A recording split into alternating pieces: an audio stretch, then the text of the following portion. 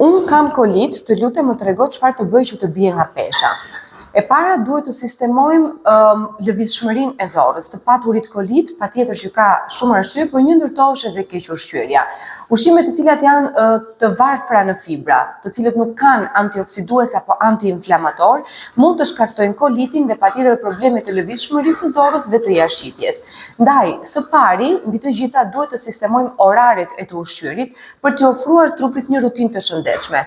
Dhe pa diskutim, të gjitha vaktet duhet të jenë të pasura si me vitamina, minerale, drithra që përmbajnë fibra, por edhe sallatra që po ashtu përmbajnë fibra, në mënyrë që ne t'i japim mundësi zorrës të lëvizë normalisht dhe të formojmë atë që e quajmë jashtëqitje, e cila është largimi i të gjitha mbetjeve.